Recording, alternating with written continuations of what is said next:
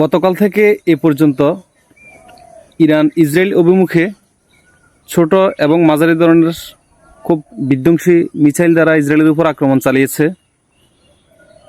মিসাইলের সংখ্যা ছিল প্রায় 150 থেকে 160টির মতো।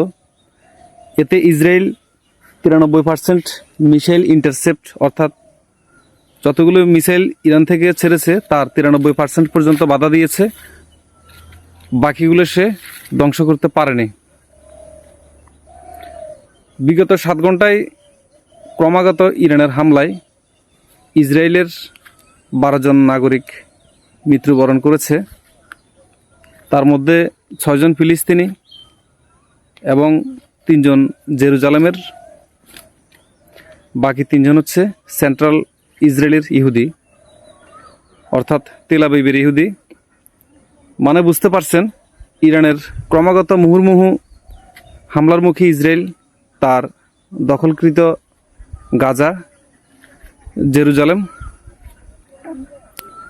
বা মুসলিম অধ্যুষিত অঞ্চল থেকে তার আয়রন ডোম তথা প্রতিরক্ষা ব্যবস্থা সরিয়ে নিয়েছে।